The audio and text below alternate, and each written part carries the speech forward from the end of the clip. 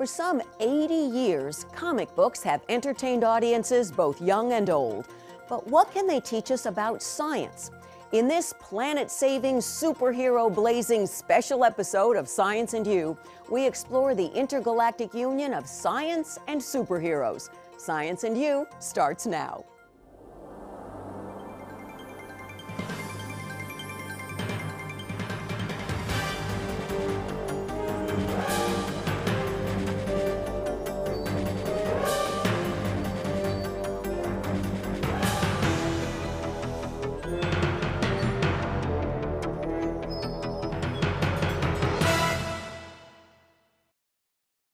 I'm Mike Gilliam at Grand Central Terminal. A lot of superheroes have come through here. But before a superhero is ever on the movie screen or on the pages of a comic book, it starts in someone's imagination.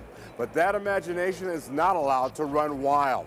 They have to get the science correct. We're going to show you how in just a second on Science and You. I'm Barry Mitchell at Comic-Con. Doctor Who, time-traveling genius or a superhero? You decide.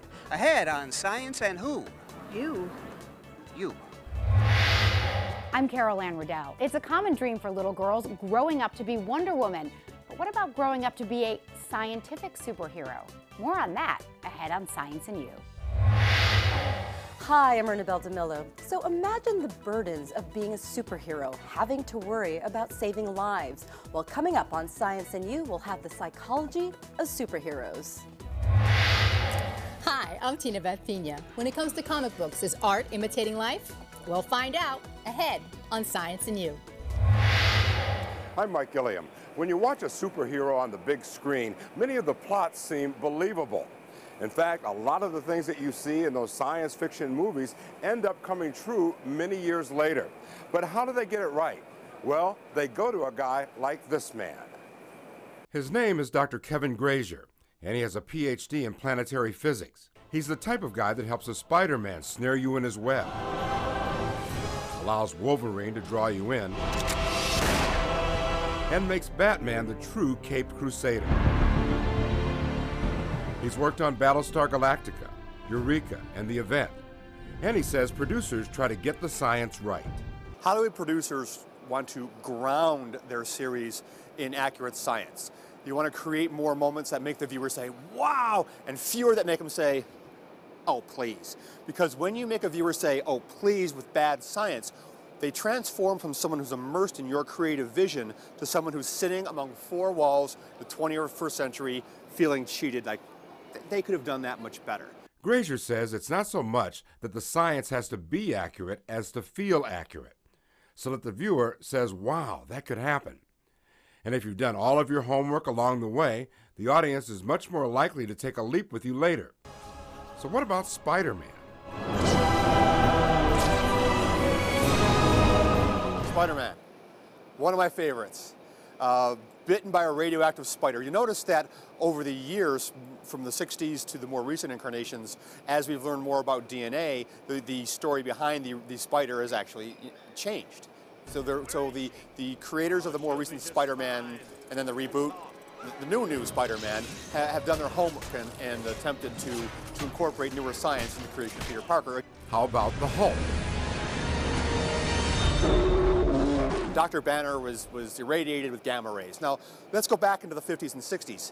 It was always radiation. Radiation could do anything. Batman is a different story. Batman is really just a high-tech driven superhero. I mean, yeah, he's in great shape, and yes, he knows how to fight, and et cetera, and so yes, he's a martial artist, both internally and with the skill, but really it's his tech. He has a whole huge, Wayne Enterprises supporting him. So in that case, the science creates the superhero in many respects. How do you make sure that that is believable from a scientific standpoint? So you could start from the beginning, you could incorporate science before you even start writing, or at the very end, when the screenplay is written, you hand it to someone who red pens it and say, well, no, this could be improved, this doesn't happen, but maybe this could, etc. Now, do you ever have a situation where you're doing that, you're red penning something, and a guy says, oh, wait a minute, my creative vision is here, and this is the storyline. I can't let the science get in the way. Story wins every time. the science advisor, if the science doesn't work, it's incumbent upon a science person to find something that does. If this science doesn't work, hey, maybe this does. So it's a give and take process. We're sitting here in Grand Central. They're about to celebrate their centennial.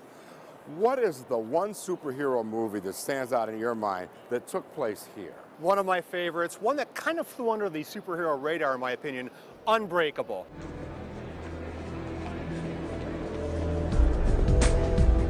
Bruce Willis, awesome performance. I think kind of flew under the radar because people expected it to be Sixth Sense Part 2, but Bruce Willis literally stood right here and in a very iconic moment, in my opinion, holding on his hands, touching people, sensing their life story as they brush past.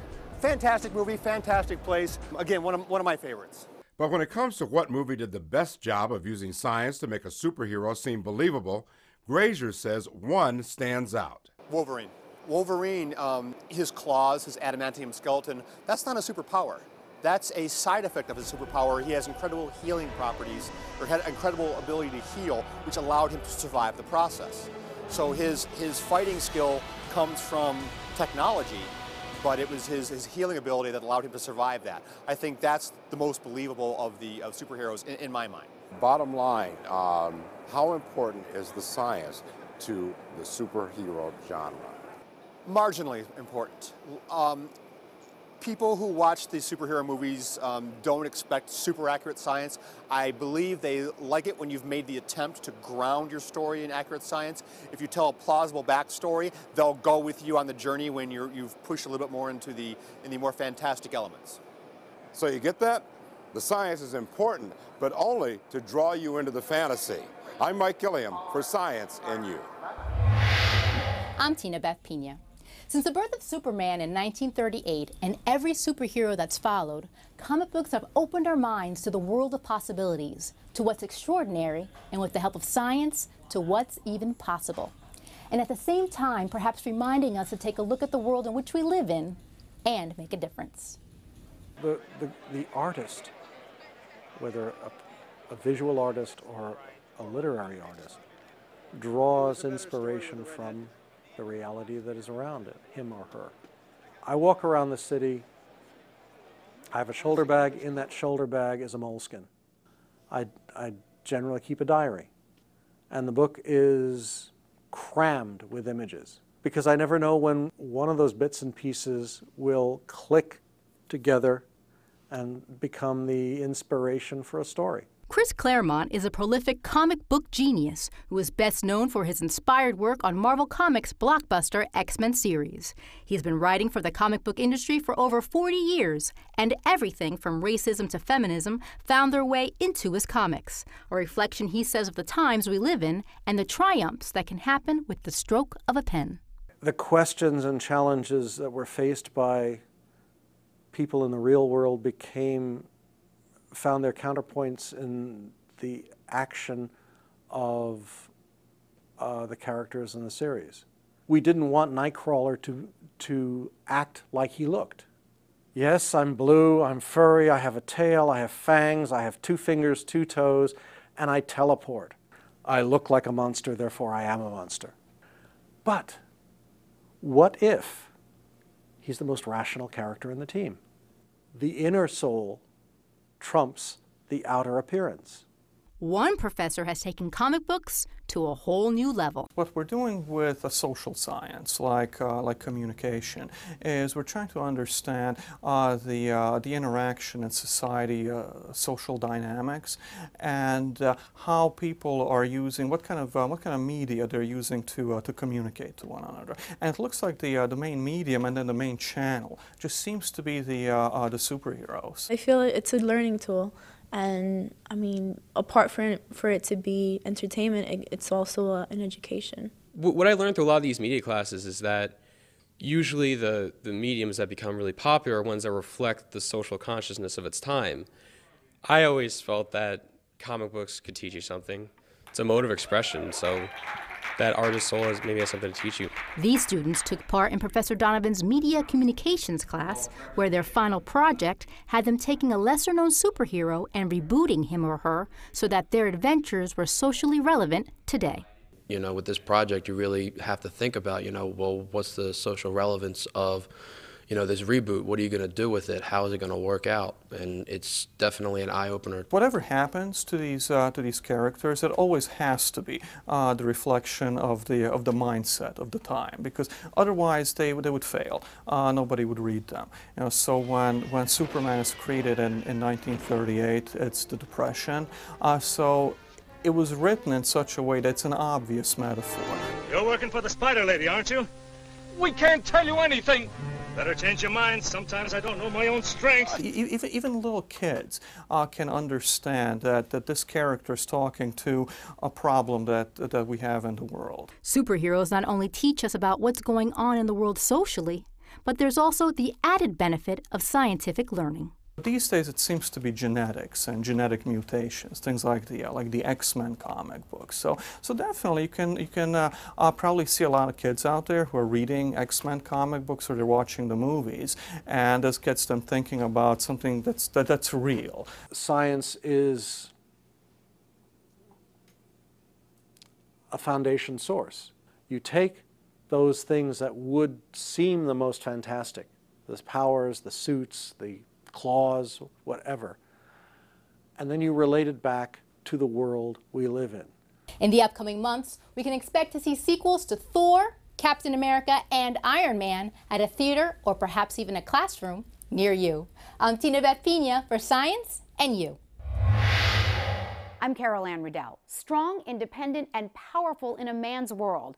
That describes Wonder Woman. It also describes many female scientists who are high achievers in areas once typically dominated by men. Today we'll introduce you to some superhero female scientists and take a closer look at how Wonder Woman has inspired generations of women to push gender boundaries. She is known as Wonder Woman! Wonder Woman, her strength, beauty, and superhero outfits have made her an idol for generations of little girls. A new documentary called Wonder Women, The Untold Story of American Superheroines explains how this comic book icon became so much more. We sat down with the film's producer, Kelsey Edwards. Her creator, William Marston, was a really interesting figure. He was a psychologist and an eccentric, and also sort of a pre-feminist. And he saw the lack of female superheroes and decided to enter the comic industry and create this role model for young girls. That's how she was intended. The need for strong female role models still exists, and that's perhaps especially true in certain professions, like scientific fields traditionally dominated by men. But take a look and you'll find them, scientific Wonder Women making their mark. I'm trained as a chemist. But the work would be called biophysics, which means that I use the tools of chemistry and physics to study biological targets. I have two molecules which are really my specialties, which are P53 and its sort of sister, MDM2.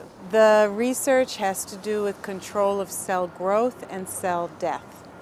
And we try to look at better ways to kill cancer cells. I'm an engineer, and I'm particularly focused on developing new materials and creating new properties. Well, I'm dressed as Wonder Woman, and she's strong and brave, and she was trained by warriors. She shows that girls can be daring and brave. Why are role models so important? The Wonder Women documentary takes a look at that. So for young girls to be able to imagine themselves as engineers, imagine themselves as scientists, as politicians, they need to see that's happening in the world, and that's, somebody else has kind of blazed that trail, and if she could do it, I could do it. The trail has been blazed. These three women alone are evidence of that. But some say there's more to do when it comes to closing the gender gap. Yes, the landscape has definitely changed. But things are definitely more difficult for women. I think it's harder to gain respect of your male peers and maybe sometimes even female peers.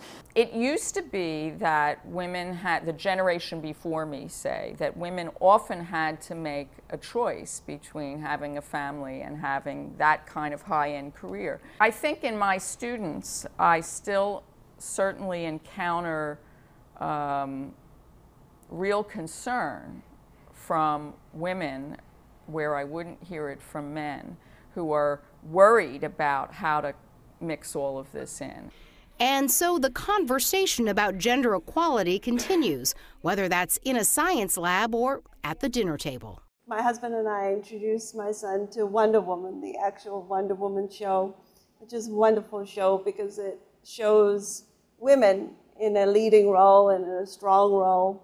And we've always believed that my son should see his mother and his father equally in strong roles. One of the challenges in making this film was a lot of the attitudes we encountered from people were, why make a film like this? You know, feminism is dead. And I think the fact that people think all the work that needs to be done has been done is exactly why projects like this need to happen. From science labs to boardrooms, the message is any little girl can grow up to be a Wonder Woman. Sometimes it just takes getting in touch with your own inner superhero. I'm Anne Riddell for Science and You. Modern science has adopted the powers of the invisible woman. Scientists at the University of Tokyo, using retroprojection technology, have come up with a way to create the illusion that a person and/or object is transparent. I'm Beth Kovetz for Science and You. In Stan Lee's epic work XMen, mutations in the human genome cause some people to develop extraordinary powers. Guess what? It's all real. I ran competitively through high school as a freshman, and then, hung up my running shoes, if you will, in a bar with my friends on my 30th birthday at 11 o'clock at night. I said, I'm leaving. They said, "Hold on, where are you going? The night is young. Have another shot." And I said, "No, I'm going to run 30 miles tonight to celebrate my 30th birthday." And they said, you're not a runner, you're drunk. And I said, "Yeah, I am drunk, but I'm still going to do it." And that night, I walked out of the bar at 11 o'clock and ran 30 miles straight through the night. I've run on all 7 continents of the earth twice now. So I've run a marathon to the South Pole. I've run 135 miles across Death Valley in the middle of summer where temperatures got up to 127 degrees. Dean Karnazes can run, literally, for days on end. Has a geneticist ever analyzed why it is that you can run for so long? There's a couple things they found. One is when I run, my foot hits the ground as a runner's foot should. I don't pronate or supinate. One physician who looked at my joints says, "My God, you have the bones of a 21-year-old. It's amazing." That's hereditary. You can't adjust your biomechanics. They always say the best thing you can do as a long-distance runner is choose your parents well. A trait like longevity is a very complex trait that is the result of many different genes and many different environmental stresses. Nutrition can have a very big impact on how those genes manifest themselves. And nutrition has had a very significant impact on the powers of our real-life superhero. I've kind of followed a traditional Mediterranean diet. It's as though I live in Icarus and run through the hills chasing goats. I've just let my genetic background play out as it would have had my lineage never left the island. So, where does the mutant X-Man gene come into this story? I seem to have a unique ability to buffer lactic acid as quickly as I produce it. If you ever go to a gym and you work out and you're kind of lifting a weight and you start feeling that burning sensation, you just can't keep going, that's the accumulation of lactic acid. One time they put me on a treadmill to kind of test my threshold, and they said this will take about 15 minutes to determine where your breaking point is. And I was on this thing for 2 hours. And they said, I finally said, I got to go pick up my kids from school. They said, we can't believe it. We've never seen anything like this before. What is a genetic mutation? Your DNA, right, is comprised of billions of letters, 3 billion letters. Harry Potter has a million letters. That's like 3,000 Harry Potter books. That's your DNA. And what we're looking for are single changes in those letters that can alter the meaning of a sentence in the book or your system. There's no question that within the future we're going to be able to manipulate genes. Type 1 diabetes patients, for example, that have a single mutation in a gene that affects how their beta cells produce insulin. What's being done today is to go in and correct that single letter in these patients' stem cells, make new beta cells, and punch those back into the pancreas so that they can make insulin normally. It's interesting to think it through, isolating certain specific genes, building off of those into the kind of the superstructure of a human. It's the stuff of great fantasy. This has been Beth Kovetz for Science and You. Hi, I'm Ernabel Demillo. So imagine Superman's conversation with his therapist. Well, a group of academic scholars decided to go into the heads of our favorite comic book heroes, and what they found may surprise you.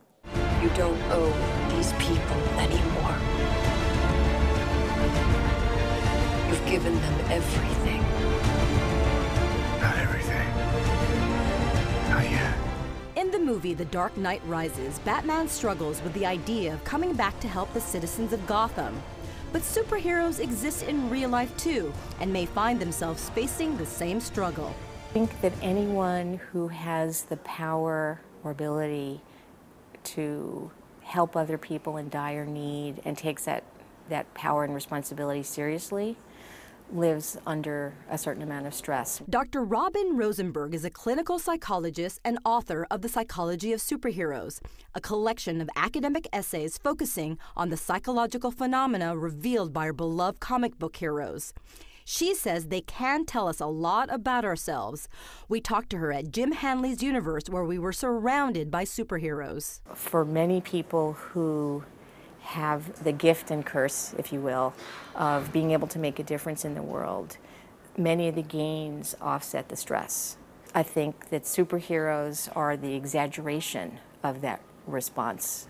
So yes, Batman's job may be stressful, but it's a good stress, according to Rosenberg. He is saving the world, but why does he do it in a bat costume? Why does he have to do everything anonymously as a bat? He wears a costume and is anonymous in that sense because to protect the people he loves.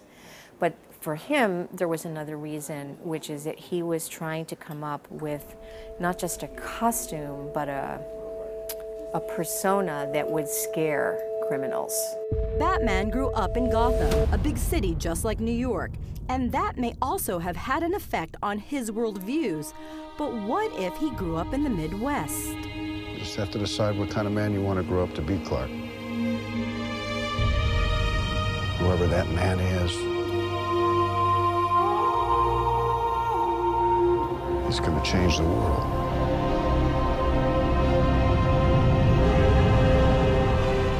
In the new movie Man of Steel, based on the Superman comics, Clark Kent grows up in Kansas. So Robin, if Superman were raised here in New York City, as opposed to being raised in the Midwest, would he have been Superman? I think he still would have been a superhero and used his powers for good, especially if he was raised by the Kents. If the Kents and Clark Kent lived in New York. But I think that he might have been cynical, perhaps a bit less happy-go-lucky, maybe had a different kind of sense of humor, and he might have been faster, because he'd have to be. That's true. Can you imagine him faster? Yes, New Yorkers are in a hurry, but the city is full of would-be superheroes. Yeah, because you hear heroic stories all the time, like someone saving someone that fell into the subway, Absolutely. Train tracks, the firefighters in the city, the police officers. And just people in general, you know, trying to help the homeless, you know, people who saw someone fall and they helped them up or asked if they could carry their groceries. I mean, people want to do good. We're all superheroes. We're all superheroes. So I don't know about you, but after interviewing Robin, I feel like a superhero. Hey, Siri, whose life needs to be saved? I'm Ernabel Demillo for Science and You. Iron Man first appeared in 1963. His super suit of armor can fly, shoot, and is almost impenetrable. A half-century later, NASA has manufactured a robot reminiscent of the suit of armor worn by our favorite superhero. I'm Barry Mitchell at Comic-Con. Gee, there are so many speakers here today. Who was on first? Who? That's what I want to know. Who was on first? Who is on first? Oh, you mean Doctor Who, the BBC sci-fi Time Lord who's celebrating 50 years on the air. Precisely. Hello. You weren't busy, were you? Well, even if you were, it wasn't as interesting as this. Probably is. Didn't want you to miss it. Now, just a quick hop. The Doctor came from the planet known as Gallifrey. from a race known as the Time Lords. You know, he's just righting wrongs and correcting problems that are out there in the universe. He can detect what time period he's in just by sniffing the air.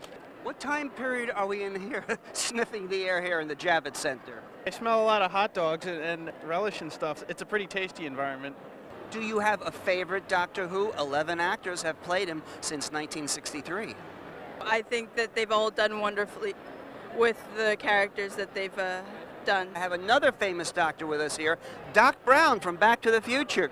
Do you follow Doctor Who as one doctor to another? Oh yes, I do, actually. I like the show. It's pretty good. What we're asking people today is Doctor Who a superhero? Maybe not a superhero, but just he's a good person. You know, I don't really consider him a superhero, and but other people might. I would have to say yes, because he puts others' lives way before himself. I would say yes. I'm Vince Clortho, Keymaster of Gozer. I have no idea what you said. Is Doctor Who a superhero? In a way, yes, because he does have powers. He can regenerate, as in if he dies, he can become anew. Back in the day when they first originated it, the producer said that he was an anti-hero. I don't think that he's a superhero. I think that he's a vigilante. No. Well, he doesn't really have any superpowers, so I wouldn't consider that a superhero. He just has his knowledge, his sonic screwdriver, his ability to travel through time and space. And sounds pretty super to me. But it's all machines doing it. He's like time-traveling Batman. Well, we have a mother-daughter Doctor Who team here. Is Doctor Who a superhero? Absolutely. Doctor Who isn't afraid to cry, and he's not afraid to be upset, and he's not afraid to love as well. We're delighted to be talking with Peter Davison, who was the 5th actor to play Doctor Who, 1981 to 1984. That's right, yeah. A Dalek. Take cover! Is Doctor Who a superhero? Well, I think he's the perfect British superhero. I'm not sure if he would fit into the American category of superheroes. American superheroes would probably only use this as a last resort, and probably reluctantly, but I suppose there's no violence inherent in the British superhero, Doctor Who, certainly. I mean, that's the last thing he will ever do, and it actually probably isn't very good at it. There are superheroes in the real life that don't have powers. Like the men and women that fight overseas in the war, I consider them the superheroes. Superheroes, they come in all shapes and sizes. I'm Barry Mitchell at Comic-Con, and you're watching Science in You. Yeah! Thanks for watching our show. We'll see you next time on Science and You.